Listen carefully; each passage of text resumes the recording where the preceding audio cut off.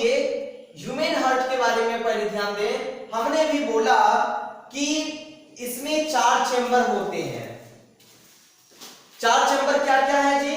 तो right artery,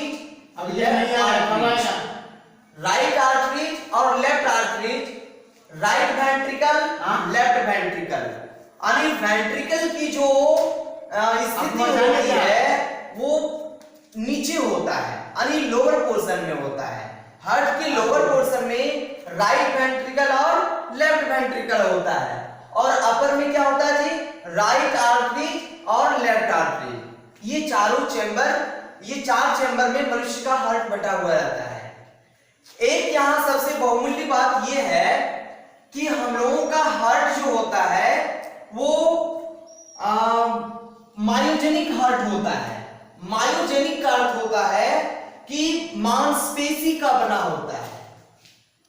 कहने का मतलब यह है कि जो हार्ट बीट होता है, यानी आप ऐसे करके महसूस कर सकते हैं। हम जानते हैं कि हमारे जो ऐसे ये जो ऐसे नोड जो देख रहे हैं, यहां ऐसे नोड को हम दर्शाए हैं, ये देखिए, ये ऐसे नोड हर समय ये सिकुड़ते रहता है और फैलते रहता है। तो यही मायोजेनिक हार्ट का सबसे मुख्य लक्षण क्या है कि ये जो आप ऐसे नोड जो देखते हैं, ये किधर रहता है जी? राइट आर्टरी तरफ, यानी दाहिनी ये आलिंद के तरफ। ठीक, तो ये जो राइट आर्टरीज है, इसके ऐसे नोड हर समय पंप करते रहता है, और ये इस पंप को, इस हार्ट बीट को कंट्रोल करने का काम मायोजेनिक हार्ट करते हैं। कौन से हार्ट करते हैं? Myogenic heart. और एक और होता है न्यूरोजेनिक हार्ट।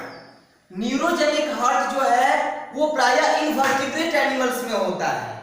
इनवर्टिब्रेट यानी उसमें बैकबोन की उपस्थिति नहीं होती है। फॉर एग्जांपल कॉकरोच है, अर्थवॉर्म है। और कॉकरोच का जो ये स्ट्रक्चर होते हैं हार्ट का, उसमें 6 चेंबर होता है। कितने चेंबर होते हैं? 6 चेंबर। लेकिन उसमें न्यूरोजेनिक हार्ट होता है। न्यूरोजेनिक मतलब उसके नर्वस सिस्टम यानी न्यूरॉन के द्वारा हार्ट बीट को कंट्रोल किया जाता है। अब देखिए 4 चेंबर जो हमने बताया, उसमें क्या फंक्शन है ये चारों चेंबर का, वो समझिए। सबसे पहले हम ये जाने कि ये जो आप ये स्ट्रक्चर जो देख रहे हैं, ये ट्यूब जो आई हुई है, ये पल्मोनरी वेन है। इसकी सहायता से लंग्स में जो प्यूरिफाई होता है ब्लड, यानी शुद्धिकरण जो होता है, यानी शुद्धिकरण का अर्थ हुआ ये कि ऑक्सीजन से मिलना, ऑक्सीजनेटेड ब्लड बनना। यानी हम जानते हैं कि जब O2 प्लस ब्लड होते हैं तो वो क्या बनता है? Oxygenated blood. और यह ऑक्सीजनेटेड ब्लड किसमें आता है जी? इसके द्वारा, पल्मोनरी वेन के द्वारा आता है। किसमें? ये आपका ये लेफ्ट आर्टरीज में। ठीक, लेफ्ट आर्टरी से लेफ्ट वेंट्रिकल में जाते हैं। तो ये साइड जो देख रहे हैं, यानी लेफ्ट आर्टरीज और लेफ्ट वेंट्रिकल जो देख रहे हैं, यहां ऑक्सीजनेटेड ब्लड होता है। और डीऑक्सीजनेटेड ब्लड यानी इम्प्योर ब्लड जो होता है वो आपका राइट आर्टरीज और राइट वेंट्रिकल की तरफ होता है। तो यहां अनप्योर ब्लड, यानी अनप्योर ब्लड कहने का मतलब ये हुआ कि बॉडी ये क्या कहते हैं कि जो बॉडी में अनप्योर ब्लड होता है, जो लंग्स में प्यूरिफाई नहीं किया होता है, वो राइट आर्टरीज और राइट वेंट्रिकल की तरफ होता है। और यह इस जो ये सिराएं देख रहे हैं, इसका नाम होता है superior vena cava. Superior vena cava के द्वारा ये डीऑक्सीजनेटेड ब्लड फिर लंग्स में जाता है। कहां जाता है जी?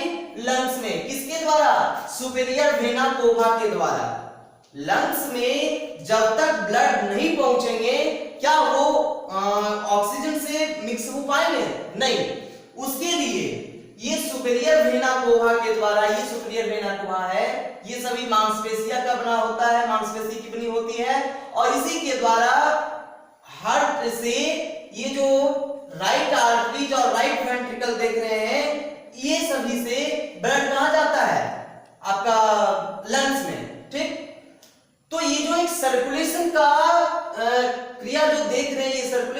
फंक्शन जो देख रहे हैं वो कंट्रोल होता है हमारे हार्ट चैम्बर के द्वारा। और दूसरी बात है कि एक पेरिकार्डियल मेम्ब्रेन से घिरा हुआ पूरे हार्ट होता है। किससे घिरा हुआ रहता है जी? पेरिकार्डियल मेम्ब्रेन से। Pericardial membrane this is very protective layer, है ना।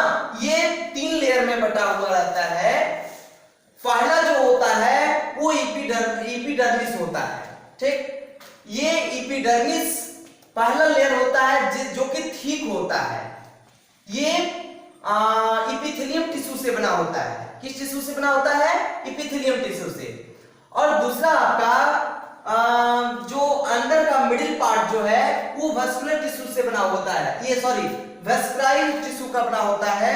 ये भी एपिथेलियम टिश्यू का ही होता है। लेकिन लास्ट का एक जो लास्ट लेयर रहता है जो मेसोडर्म होता है लास्ट वाले, वो जो पार्ट होते हैं वो फाइब्रस टिश्यू के बने होते हैं, ठीक। तो इस तरह से यहां इस हार्ट को प्रोटेक्ट करने में पेरिकार्डियल मेम्ब्रेन जो आप देख रहे हैं वो पेरिकार्डियल मेम्ब्रेन लगे होते हैं। लेकिन इस पेरिकार्डियल मेम्ब्रेन के अंदर एक पेरिकार्डियल फ्लूइड भरे हो रहते हैं, है ना। उस पेरिकार्डियल फ्लूइड के द्वारा लंग्स को थोड़ी सी मॉइस्चर मिलती है, क्योंकि यदि हार्ट सूख जाएगा तो वो फिर डैमेज हो जाएगा। तो इस लंग्स को ये हार्ट को मॉइस्चर रखने के लिए पेरिकार्डियल में जो फ्लूइड भरा हुआ रहता है, जो द्रव्य भरे रहते हैं, उससे उसको मॉइस्चर मिलती है। और इसके अलावे हार्ट को बाहरी आघातों से बचने के लिए पेरिकार्डियल ये फ्लूइड भरे हुए रहते हैं। वो किसके अंदर स्थित होते हैं? इस पेरिकार्डियल मेम्ब्रेन के अंदर यानी मिडिल पार्ट में, ठीक। तो ये हमने हार्ट के बारे में बताया।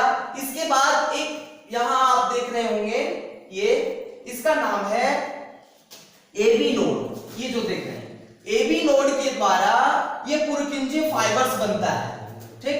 ये राइट और लेफ्ट में बटा हुआ रहता है। यहां से ये इसका नोड है, यहां से ब्रांचिंग शुरू होती है और ये लेफ्ट भी चला जाता है और राइट भी चला जाता है। ये पुरकिंजे फाइबर से जो है वो ये जो ब्लड इसमें जो घुला हुआ रहता है, जैसे इधर तो प्योर ब्लड है, इधर इम्प्योर ब्लड है, तो ये इम्प्योर ब्लड और प्योर ब्लड इस पुरकिंजे फाइबर में मिक्स होता है, ठीक। तो पुरकिंजे फाइबर में मिक्स होकर फिर से वह लंग्स से आया हुआ ब्लड को ये राइट आर्टरीज और राइट वेंट्रिकल के द्वारा लाया जाता है और लंग्स में पहुंचाने का काम पूरा राइट आर्टरीज और राइट वेंट्रिकल करते हैं। Tomorrow I will discuss about lung structure of human heart, human beings. तो इसको आप डायग्राम बना के रखिएगा इसका, और फिर इसके फंक्शंस को लिख के रखिएगा। अगले दिन यदि नहीं समझ पाए होंगे तो आप उधर से मुझे कमेंट करेंगे। धन्यवाद।